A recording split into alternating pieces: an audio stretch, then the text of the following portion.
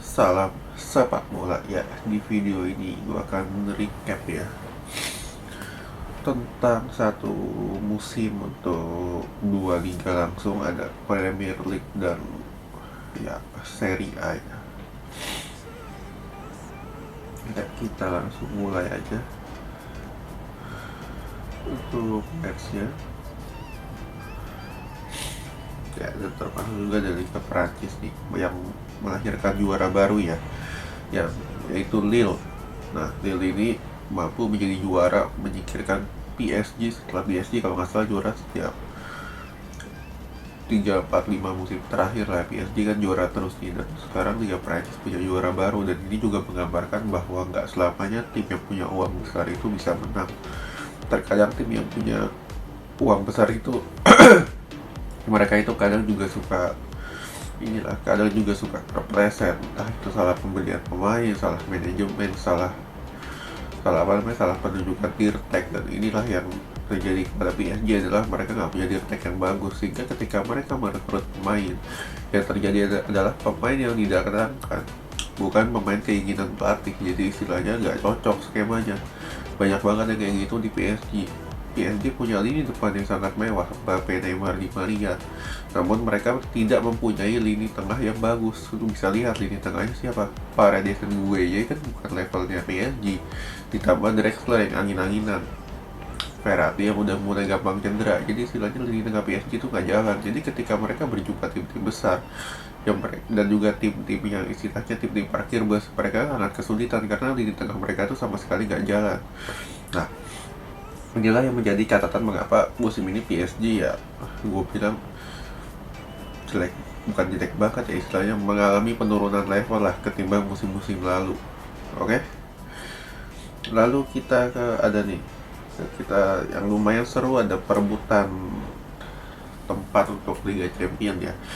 Kita nggak lihat City, MU, karena City dari awal musim pun sebenarnya juga sempat terseok-seok, namun sejak Januari kemarin lah, City mulai mengalami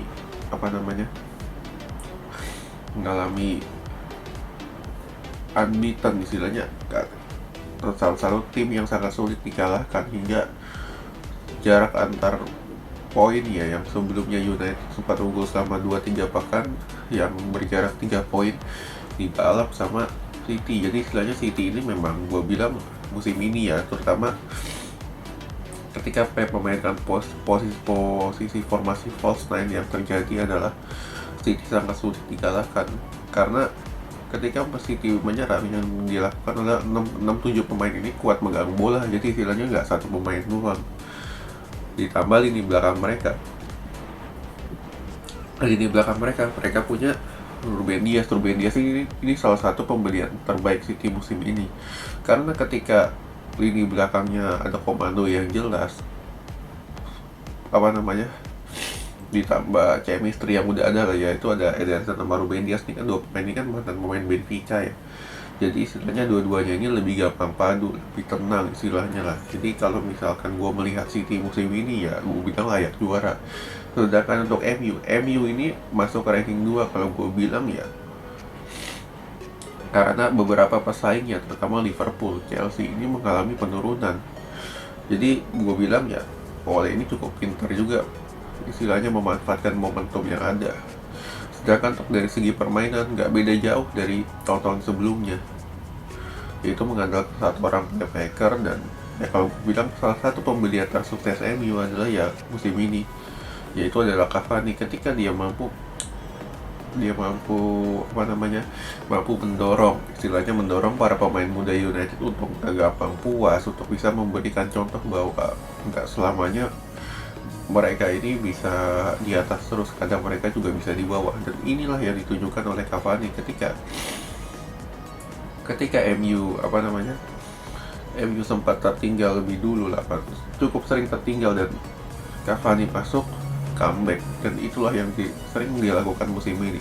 Dan gue nggak heran kalau misalkan MU ini menawarkan perpanjangan kontrak untuk setahun lagi. Cuman feeling gue tahun depan ya MU akan mendatangkan satu striker, karena lu nggak mungkin hanya mengandalkan satu orang striker berusia 35 tahun terus mengarungi 38 pekan Premier League ditambah 12 laga Liga Champion ditambah belum lagi ada Piala FA dan Piala apa Carabao itu ya.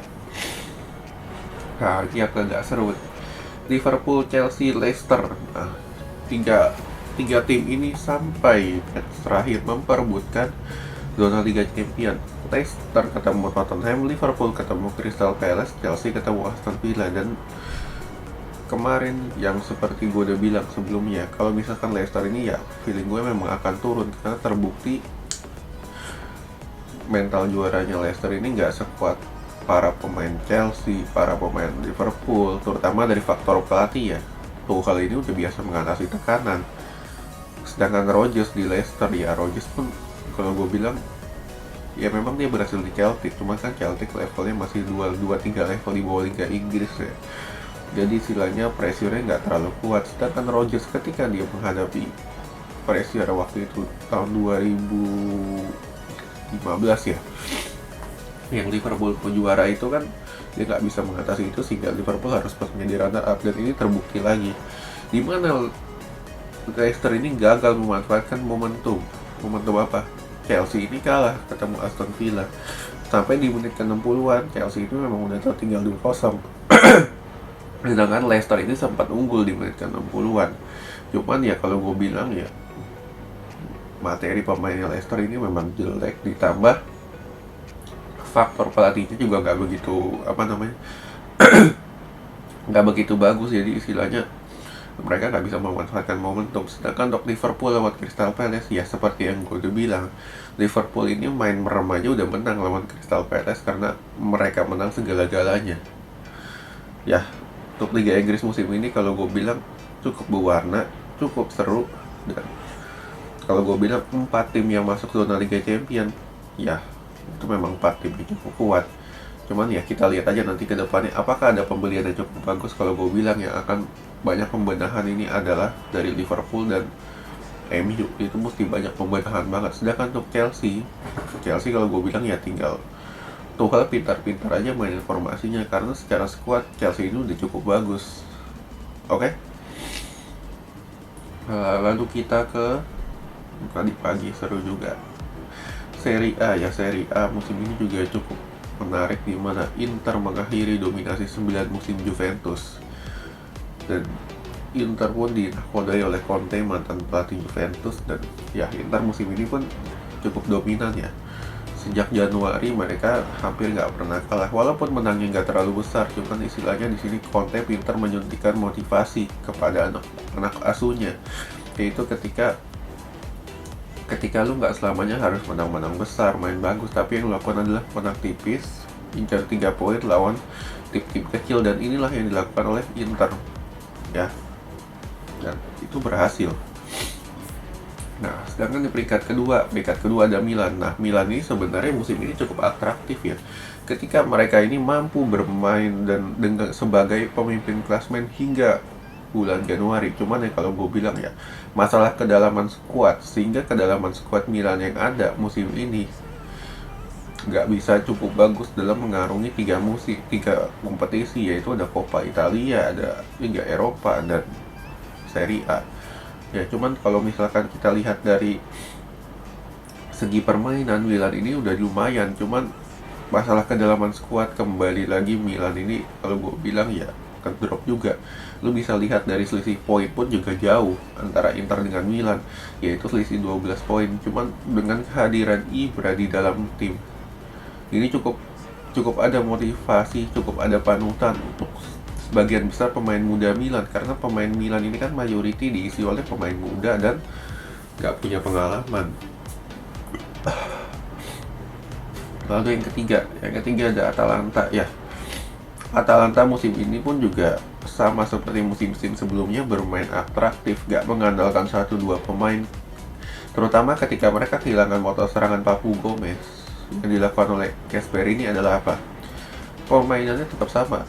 Dia mengganti Papu Gomez dengan Josip Illich. Yang terjadi tetap atraktif, masuk zona Liga Champions, dan itulah yang dilakukan oleh Atalanta musim ini. Ya, cukup keren juga. Yang keempat, nah Juventus musim ini ngedrop banget. Nah, ngedropnya apa? Mulai dari faktor pelatih yang masih terlalu muda, belum punya pengalaman. Yang kedua, skuad Juventus yang diisi oleh terlalu banyak pemain gratisan.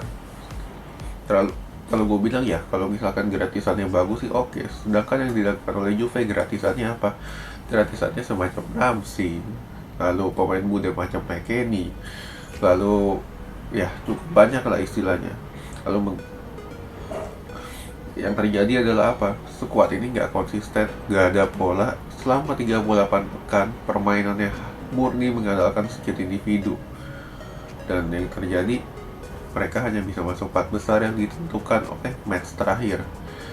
Cuman untuk Pirlo, kalau gue bilang ya nggak jelek-jelek juga. Lu bisa mengarungi debut musim, nggak punya pengalaman, dapat 2 gelar, dapat Super Coppa, dapat Coppa Italia. Cuman kalau misalkan mereka ingin mempertahankan Pirlo musim depan, yang dilakukan oleh manajemen Juve adalah lu harus bisa mendatangkan pemain yang kualitasnya selevel dengan Juve.